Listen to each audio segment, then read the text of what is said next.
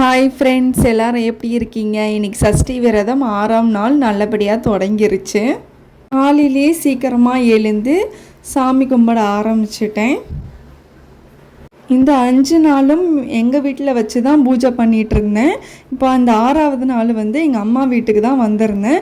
ஏன் அம்மா வீட்டுன்னு கேட்டிங்கன்னா, இங்கே தான் ரெகுலராக சின்ன வயசுலேருந்து இப்போ வரைக்கும் நான் சூரசம்ஹாரம் எங்கள் அம்மா வீட்டில் தான் நான் பார்ப்பேன். ஸோ அதனால் நானும் என் பையன் எல்லாருமே நாங்கள் இங்கே வந்துட்டோம்.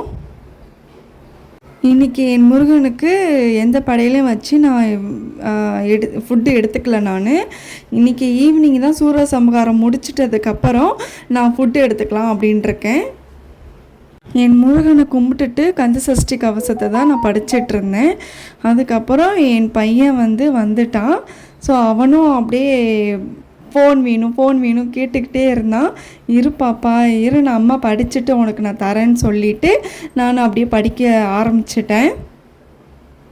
நான் எப்படி இந்த 6ஆவது நாள் விரதம் இருப்பேன்னு பார்த்தீங்கன்னா, காலைல எழுந்ததும் எந்த ஃபுட்டும் எடுத்துக்காமல் காலையிலேருந்து ஈவினிங் வரைக்கும் நான் எதுவுமே சாப்பிடாம தான் இருப்பேன். சூரசம்ஹாரம் முடிச்சிட்டதுக்கப்புறமா தான் நான் சாப்பிடுவேன். எங்கள் அம்மா வீடெல்லாம் தொடச்சி முடிச்சுட்டு சமைச்சி வச்சுருவாங்க. நான் அதுக்குள்ளேயும் குளிச்சுட்டு வந்துட்டு சாமி கும்பிட்டுட்டு அதுக்கப்புறம் நாங்கள் எல்லாம் சாப்பிட ஆரம்பிச்சிருவோம்.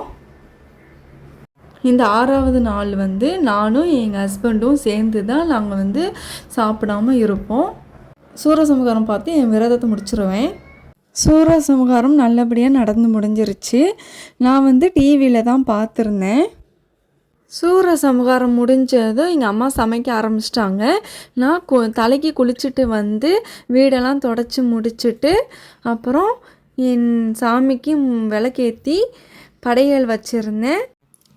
இன்றைக்கி முருகனுக்கு என்ன படையல்னால் தயிர் சாதம், சாம்பார் சாதம், அப்புறம் பால் பொரியலும் தான் முருகனுக்கு வச்சுருந்தேன். ஓகே ஃப்ரெண்ட்ஸ், இன்றைக்கி இந்த விரதத்தை நான் நல்லபடியாக முடிச்சிட்டேன்.